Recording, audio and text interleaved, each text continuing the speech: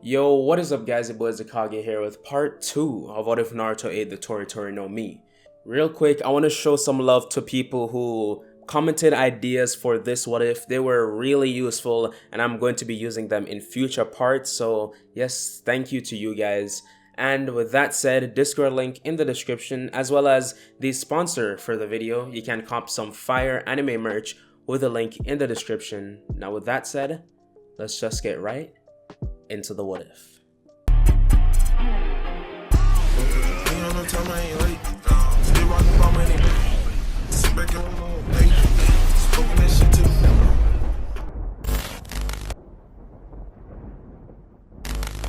So we left off with Naruto pushing Sakura aside and then walking out. So we're gonna pick up right where we left off. And when Naruto pushed Sakura, she actually fell and hit her elbow. And Sakura, she's being all dramatic like, oh my god, you just hurt me. So when Sakura, she goes home, she immediately tells her mom about what Naruto did to her. And Sakura's mom was absolutely livid. She was like, don't worry, honey. I'll make sure that that demon gets what he deserves. So Sakura's mom isn't on the council, but she knows a lot of people, and especially the people who own major businesses who are on the council. And the best way I could describe Sakura's mom is a Karen. Because if you made the smallest mistake, she'll blow up in your face. So Sakura's mom goes to one of her friends who owns a bunch of stores in the shopping district in the village. And for this what if, I'm gonna call him Kazuko. I use that name a lot for fodder characters in my what if, so yeah, Kazuko. Now when Sakura's mom told Kazuko about what Naruto did, he didn't even take a second to think. He was ready to call up the entire council, but he had to wait a day because by that time it was already nightfall. So when the next day came around, Kazuko, he and the other civilian council members, they called a meeting for everyone on the council, the heads of the different clans, the elders, Danzo, and the Hokage himself. So we switch perspectives to Hiruzen in his office, doing regular Hokage stuff, paperwork, as always. And then while he's doing that, an Anbu appeared in front of Hiruzen's desk, and Hiruzen, he's already thinking like, what is it now? So the Anbu, he goes on to explain to Hiruzen that he's being called for a council meeting, and Hiruzen is confused because normally he's the one calling for council meetings. And then, well, that's all the Anbu says. So after about 5 minutes, Hiruzen, he starts heading towards the meeting room, and when he gets there, he sees everyone there, the clan heads, the elders, just everyone is there. And he turns to Shikaku, Shikamaru's dad, not the One Tails. He turns to Shikaku and says, well, why was the meeting called? And Shikaku, he shrugs his shoulders and points to the civilian council and said they called for the meeting. And Hiruzen, hearing this, he's already getting annoyed because the civilian council has a long history of calling council meetings for the littlest matter that does not require the Hokage. So he asks them what is it, and Kazuko, he stands up and says, Lord Hokage, that demon, I mean Naruto, is up to his old antics again. This time he injured a child in the academy. He pushed her. And Hiruzen, after hearing this, is like, is that it? And Kazuko, he's like, well, yes, he injured the child, Lord Hokage. This is definitely something wrong. And Hiruzen, he says, I'm actually over it. I'm disbanding the civilian council. And they're confused why. Because this is not the first time. They have done this a lot in the past. And Hiruzen, he is just fed up with the civilian council at this point. And Hiruzen said, you civilians need to know your place in this village. It is a ninja village, and the most powerful one at that. You're protected 24/7 by the strongest ninjas in the world and by the nine-tailed beast. And Hiruzen got up out of his seat and said one final thing as he was walking out. And if all of that was gone, you'd be dead in an instant. And he leaves the room. The entire room is silent, and Shikaku, he gets up to try and catch up with Hiruzen as he's walking back to his office. So when he catches up finally, he asks Hiruzen, "Didn't you go a bit harsh on them?" And Hiruzen says, "Those civilians are never grateful." So we switch perspectives to Naruto, and as this whole meeting is going on, he is back at the academy and all the teams are being assigned. So Iruka, he starts going through the list of all the different teams, and he starts off with Team 10, which is Choji, Ino, Shikamaru, and Asuma as their Jonin sensei. Team 8 is Kiba, Hinata, and Shino, and Kurenai as their Jonin sensei. And last but not least, Team 7, which is going to stay the same, Naruto, Sasuke, and Sakura, and Kakashi as their Jonin sensei.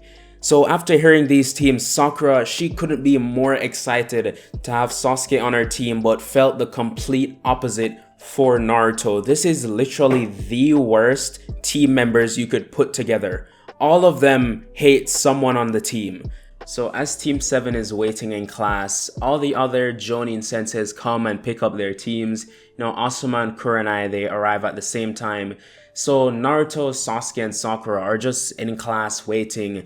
And Sasuke, he's just mad that Naruto is even on his team. He is at the front of the class, just trying to not make eye contact with either of his teammates, while Sakura is trying to talk to Sasuke, while he's just being very annoyed by her. Sasuke, he just can't bother at this point.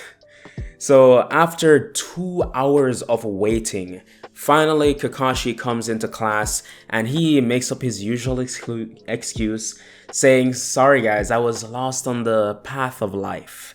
Of course, they weren't believing it for a second, but after saying that, Kakashi instructed all of them to meet him up on the roof of the building, where they'll do a little introduction. So they all get up and start walking upstairs, and when they get to the roof, they sit down, and then Kakashi starts saying, "Well, just tell me your name, your likes, dislikes, and your goals for the future." So Sakura's does not change. Well, she says her name is Sakura Haruno. She likes a certain someone and dislikes someone else while looking at Naruto and Sasuke. So it's kind of obvious who she's talking about. And then her goal is to make the perfect wife. So Kakashi, he's thinking Sakura's head is in the wrong place. And he doesn't know how she's gonna fare as a ninja, but we move. And next up is Sasuke. And the main difference with his is after he says, "Well, it's not a goal because it's going to be a reality. I want to kill a certain someone." And then after that, he says, "I want to defeat a certain someone else," while glancing at Naruto. And Naruto just gives off a slight chuckle, which pisses Sasuke off, obviously. And when it was Naruto's turn to go, same with him. Nothing really changed from Naruto's speech. He still wanted to be Hokage. He liked training as well as ramen. So after everyone is finished up with their introductions, Kakashi, he says, "Well, it was good meeting you guys. Now for the true test to begin. Meet me at the training ground tomorrow morning, bright and early." And Sakura, she was confused what Kakashi meant by that and was going to ask him, but then he just poofed into a cloud of smoke. And Naruto, he was thinking, so this was a shadow clone the entire time? So after Kakashi poofed away, Sakura, she was pissed, but she couldn't do anything about it. So she tried talking to Sasuke, but he walked off, obviously, not wanting to be annoyed by her even more. While Naruto, he just jumps off and starts heading towards his house. So we skip to the next morning, and Naruto, he gets up bright and early, ready to do whatever this test Kakashi wanted them to do. He's still confused about that.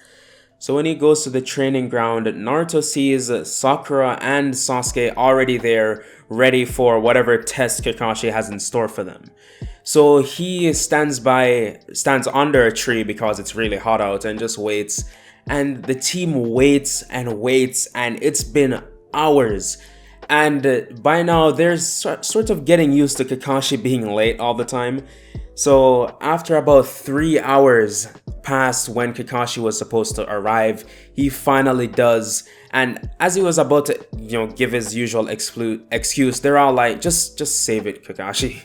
So he rubs the back of his head and says, yeah, well, Now, what we're gonna do for the test, it's called the bell test. And he pulls out 2 bells and shows them and says, 2 of you have to take these bells from me, and the 1 person who doesn't will be sent back to the academy. And Sakura, hearing this, she was freaking out. She said, I worked really hard for this. How can you just send us back to the academy? And Kakashi, he had no care in the world. He didn't even answer her question. So Kakashi, he says, just get ready.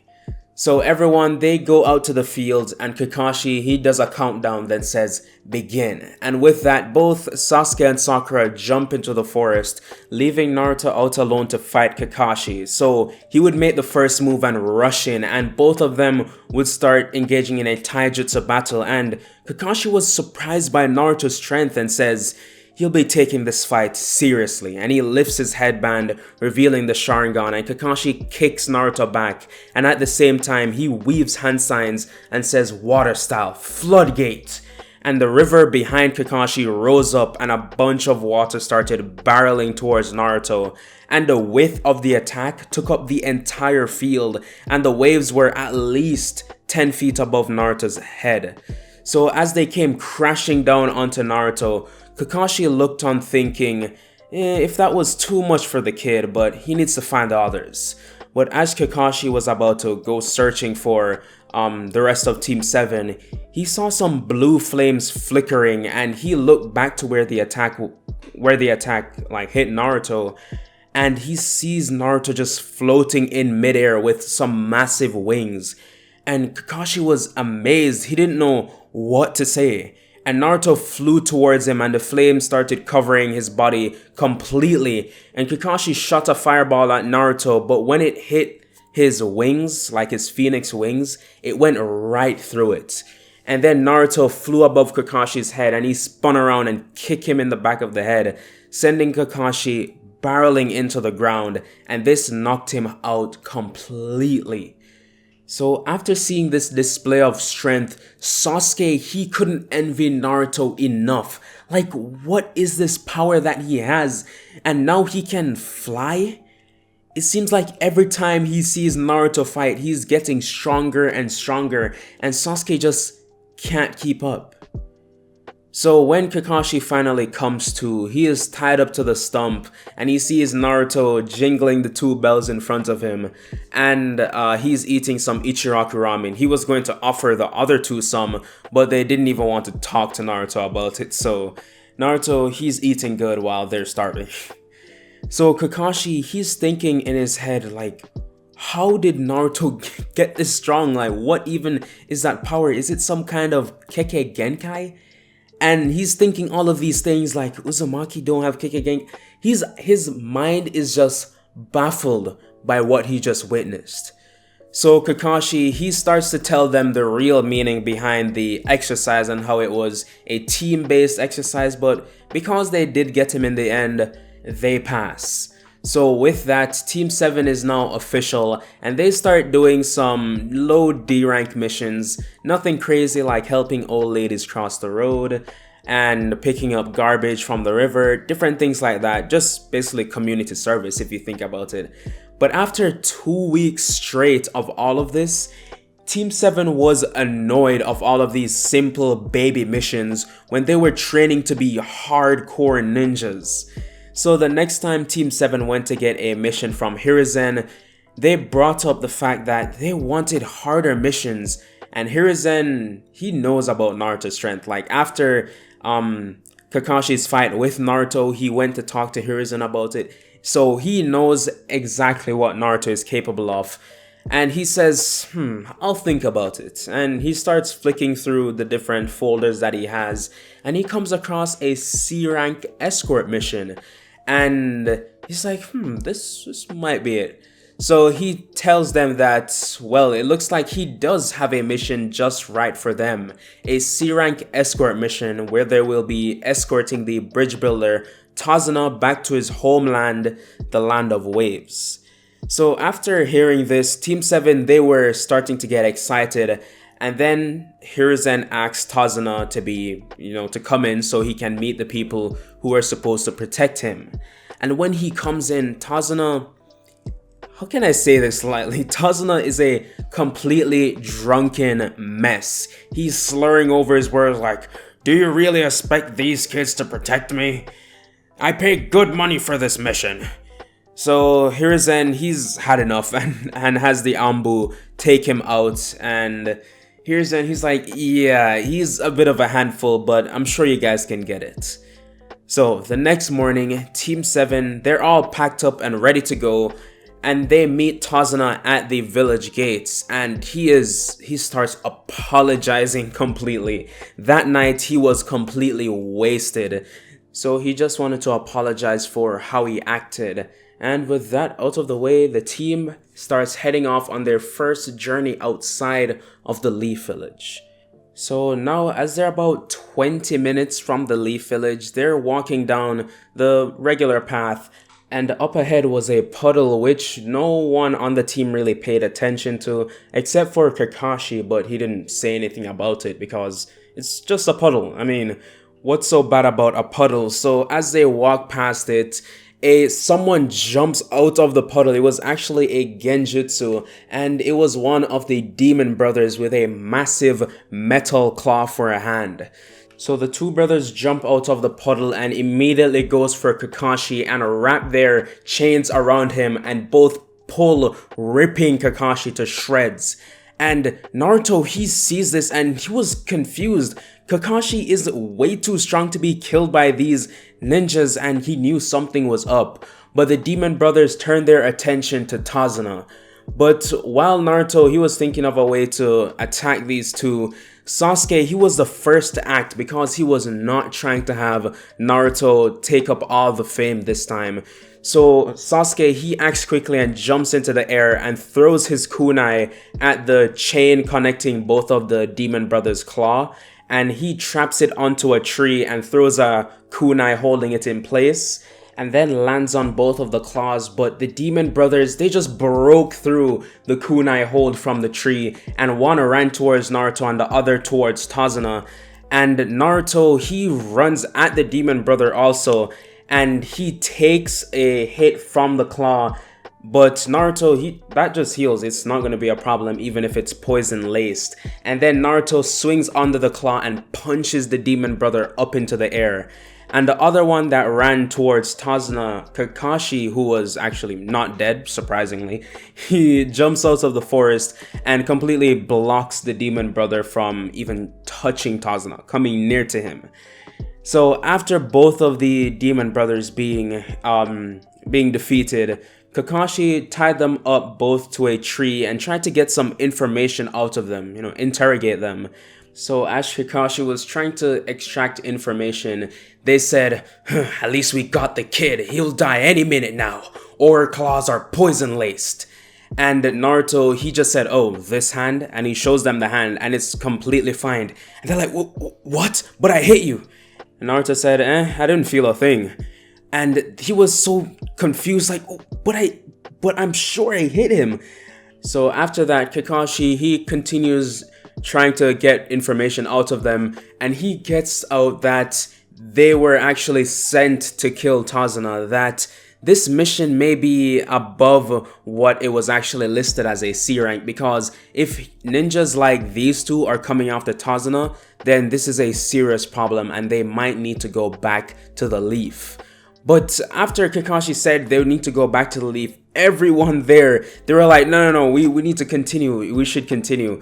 Sasuke said it's like the only thing you could get this team to agree on is that they want to continue this mission. Because no matter how hard it is, it's a challenge for all of them. So after Kakashi, he was like, okay, we'll continue the mission. And after he obviously kills both the brothers because he can't leave them alive, and then they continue on their journey to the land of waves. So back onto the path, when they're getting closer to the land of waves, a thick mist starts rolling in, and then Kakashi tells the group to stop because he hears something coming, and then he yells out, "Duck," and the entire group drops to the ground and a massive broadsword swings over them and lodges itself into the tree. And that's when one of the great legendary swordsmen, Zabuza, lands on the sword and says, "So, Kakashi, I didn't think I'd be meeting you here." And Sakura, she was scared. She turned to Kakashi and said, Who is that?" And Kakashi said, "He's one of the legendary swordsmen, Zabuza. He's a rogue ninja of the Mist Village and we need to take him down." But that is where I'm going to be leaving this one off. Also, I would love if you guys would comment if you found anything weird about this what if, because this was the first what if I've done in a while that I have done without a script, because scripting takes like 3 hours, and to sit down and script for that long and make a video that's not even 30 minutes long, it's not really working with the schedule I'm sort of going for. So I have to try to get, videos out without putting that much time into a script. So tell me if this was up to par with some of my usual videos. And yeah, if you liked it, and if you like my content in general, consider subscribing. And yeah, I'll see you guys in the next What If. And remember, like and subscribe.